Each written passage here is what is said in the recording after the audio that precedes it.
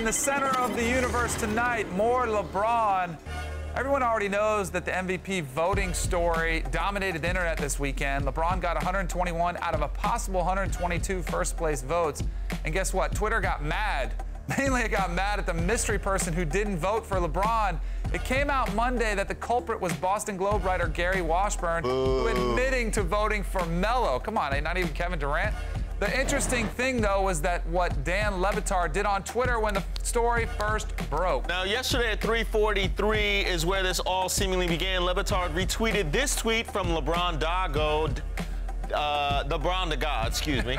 This fat piece of bleep voted for Melo for MVP, which is a great troll tweet. Yeah. From the arrow to the all caps, that's a solid troll tweet right there. Now, after that came a slew of retweets from LeBatard, totaling 104 from fans commenting on how he was the lone voter on the grassy knoll. Now, LeBatard stayed hidden behind these retweets, coming out rarely to spray some gasoline on the fire with such gems as this.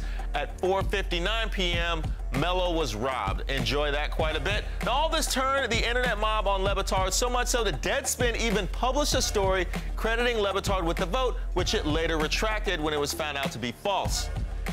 LeBatard, for all this, continued his troll fest, tweeting out pictures from radio shows, contacting him to come on, including Doug Gottlieb, Dan Patrick, and Colin Cowherd. LeBatard accepted the invites and went on Herd to explain this morning. Just retweeted someone yelling at me because they thought I had voted for Carmelo Anthony.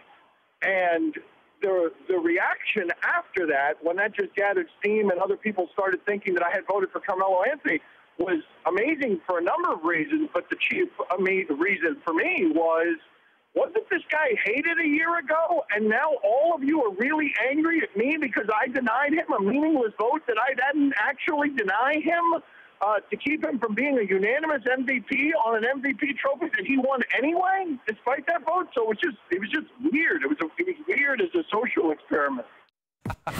Now, Danny, as a local trolling expert, sure, how do you feel about this exercise? I thought Dan LeBatard masterfully manipulated Twitter because he left it out there. He could have just squelched this right away and said, look, I don't have a vote. He could have said, no, it wasn't me.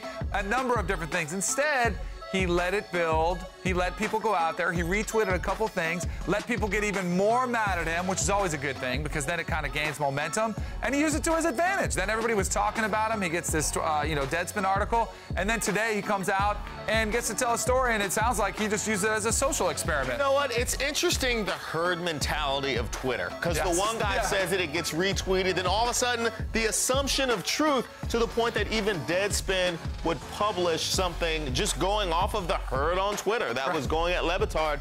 Now, I totally agree and totally back LeBatard with the fact that this just shows where LeBron is with the public. Yes. People will get this up at arms about him not getting that last vote for a unanimous MVP when he was hated so recent ago. The same people were calling him a prima donna and an attention monger, all these bad things. But don't you be discouraged, trolls. I want to continue this exercise in the future. Keep tweeting, keep hating. You are watching Unite, ESPN's first late-night show. Watch us every weeknight at midnight on ESPNU. You can hit us up on Twitter @Unite and like us on Facebook, too.